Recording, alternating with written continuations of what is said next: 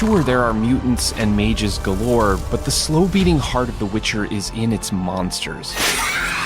While some may be unfamiliar to you, they've actually been with us, stalking through human stories for centuries, even millennia. Here are the very real mythologies behind every single monster in the first half of The Witcher's first season in order of appearance. And if you want them all, let us know by liking, sharing, and telling us in the comments.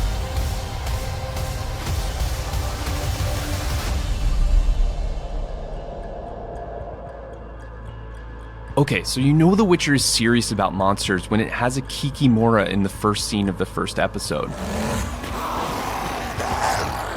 If that name's not ringing a bell, it's probably because it's a beast from Slavic folklore, which has been underrepresented in popular fiction. To start, Kikimoras are always female. They rise from stillborn children or women who died in labor, and often bear the deceased's face. In some Russian versions of the tale, Kikimora is indeed a creature of the swamp who leaves wet footprints wherever she goes.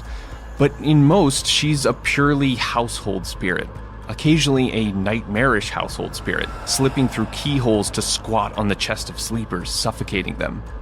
In her more benign incarnations, though, she's described as more of a nuisance with a cleanliness fetish. So you can think of Kikimora as kind of a monstrous cousin to Marie Kondo? I love myth.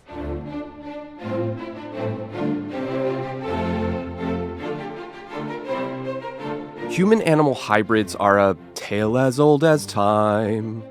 Almost every mythological tradition on Earth has some variation of them. The first we see in The Witcher are Sylvans, which resemble fauns, the unpredictable woodland man-goats from Greco-Roman mythology, although maybe they hit more like the bloodthirsty half-man, half-bovine Minotaur. In many versions of that latter myth, the Minotaur was conceived when the insulted god Poseidon took revenge on the insulting King Minos by cursing his wife, making her fall for a real specimen of a bull. There's a lot of art on the internet about this. It might be why Geralt goes immediately for the mom insults. You motherfucking goat. But lest you think that human-animal hybrids are just ancient magical things, allow me to introduce you to the mysterious pig-faced lady of Europe. Nearly simultaneously in the 1600s, in multiple places across the continent, a legend arose of a pregnant rich woman who was cursed and whose baby was born with a pig's head. The myth persisted and somehow gained the veneer of fact. As late as the 1800s, newspapers reported that the pig-faced lady lived in London's posh Manchester Square. Goats, pigs, bulls, but what about the Witcher's human-hedgehog combo? Has that ever popped up in myth? Well, because we go the extra mile here at Netflix, I looked into this and nope. I found Hans my Hedgehog, a cockerel-riding, bagpipe-playing, princess-loving Brothers Grimm creation, who was a wee bit more monstrous in the Jem Henson version. That's enough!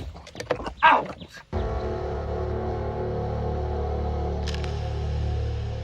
If you've finished The Witcher, you know that the Striga is probably the scariest monster on the show, although technically she's a cursed human.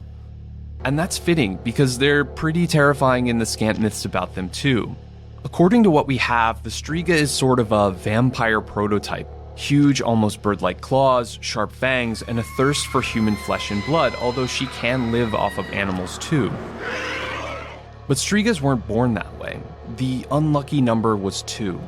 People with 2 hearts, 2 souls, 2 sets of teeth, conditions common when a pregnant woman was cursed, could become Strigas after they died. Their second self sort of took over the corpse and went on a feeding frenzy.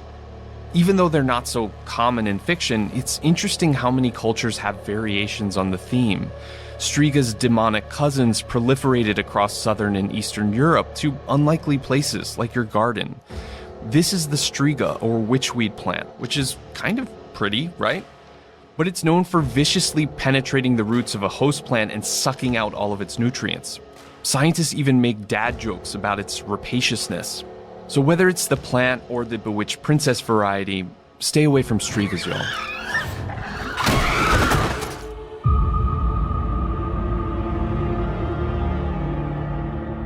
Well, when it comes to episode 4 Selkie-Maw, the showrunners of The Witcher didn't give us much info to work with.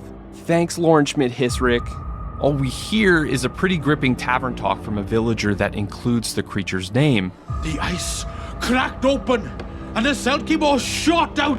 Oh, you never seen one. And all we see are its guts on Geralt. Had to get it from the inside. The name Selkie Maw in every spelling we could think of doesn't return any results.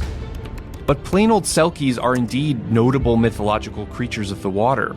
In Irish, Scottish, and Icelandic folklore, the Selkie is kind of an affable, shape-shifting seal.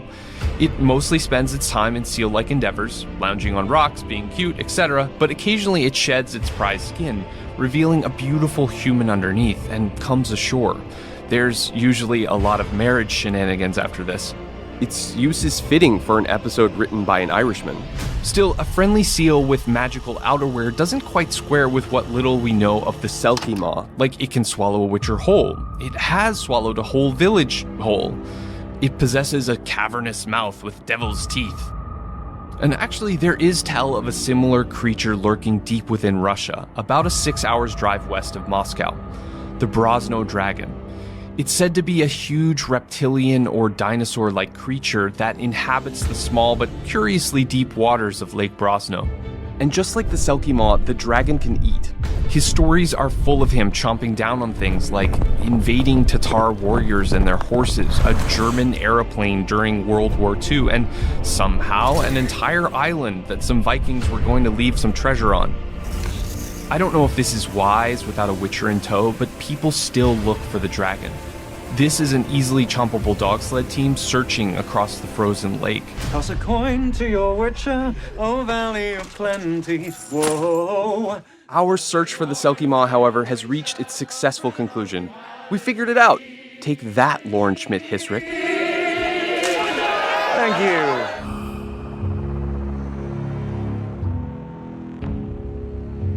In the fourth episode, there's also this formidable killer insect that hunts Yennefer, Roachhound. So we started researching it, and the weirdest thing we realized is, where are all the insect monsters? Insects and all arthropods really are basically already monsters in real life, so why not make them mythological ones? But maybe it's because we're not looking in the right places. Think about it. The typical Western myths that many of us learn in school usually involve mammalian or sometimes lizard-like creatures. But Asian, Pacific, and indigenous folklore often seems to use insects and spiders in their monster making. In the tales of Thailand and several New York State Native American tribes, there are monster mosquitoes as big as chickens who are capable of launching coordinated attacks on forts. The Wayana of South America have Kuluwajak, forgive the pronunciation, a two-headed caterpillar who cuts off and devours human heads. And then there's Japan. The Japanese have a giant samurai-hating spider that can turn invisible, and Omukade, a mountain-sized centipede with venom for breath. By the way, this is a real Mukade centipede, and I still find it frightening. So now you know why they later created Mothra. So, yeah, insect monsters. I'm not scared. Are you scared? Run far, run fast, Yennefer. There's something profoundly disturbing about meeting your exact twin. Wait, stop that. Which might be why the myth of the doppelganger keeps finding its way into our popular fiction, including in The Witcher's Doppler. True, the word doppelganger was only coined in the 18th century, but cultures as old as the ancient Egyptians believed in the Ka, a sort of spiritual facsimile replete with a person's memories and feelings that could sometimes mislead. But they can also replace you.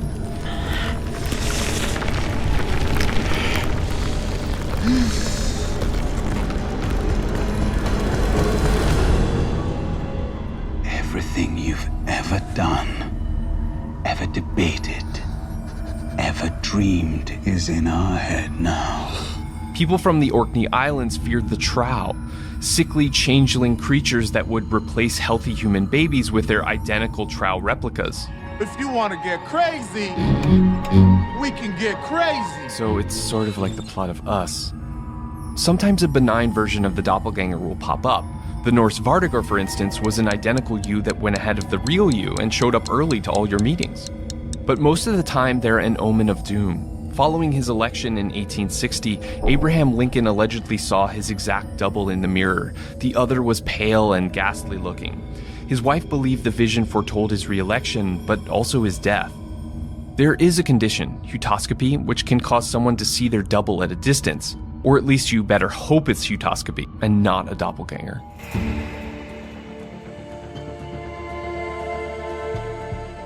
As hard as it is to believe while watching this, the jinn of Arabian mythology are surprisingly a lot like us. I mean, sure, they are technically, according to the Quran, creatures made of smokeless fire that live in an unseeable, unknowable dimension somewhere beyond our own and who are blessed with supernatural powers of shape-shifting, invisibility, and flight.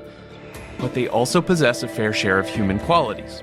Like us, the jinn eat, they drink, they sleep. They fall in love or lust with each other and with humans, as made vividly clear in this pre-Islamic era poem, which isn't all that flattering for either side. And maybe most like us, they're capable of choosing between good and evil, although unfortunately many seem to end up on the dark side. Their mischief continues to the present day, because while the existence of jinn predates even the founding of Islam, belief in them is still very common in many parts of the Muslim world. Jinn can be annoying. In 2009, a Saudi couple somehow sued one for harassment. It was making weird noises and throwing rocks at their house. On the more serious side, the jinn are believed to be able to possess humans. And the psychiatric trauma attributed to jinn possession is so serious that I found seemingly dozens of articles in legitimate medical journals about it. By the way, if you are ever possessed, Arabic lore suggests you go ahead and put on a necklace of fox or cat teeth to frighten the jinn away. But as with grumpy humans, maybe the best advice is to just give the jinn their space, and never ever go fishing for them. Don't judge me. Okay, Monster Maniacs, as promised, those were all the monsters in the first half of The Witcher. Let us know if you want us to do the rest in the comments. You may notice that Geralt spends a lot of time in bathtubs throughout the show, which raised the question, are there bathtub monsters? Again, Japan comes through. The Akaname is a strange, dirty, and disgusting little goblin that licks the filth off of bathtubs. So enjoy your bath tonight. Para mais conteúdos legendados, vídeos sobre The Witcher e cultura pop, podcasts e lives, inscreva-se no Megascópio. Deixa aquele like que essa legenda deu trabalho e diz pra gente nos comentários se você queria que algum monstro brasileiro aparecesse no The Witcher e qual. Mega beijo!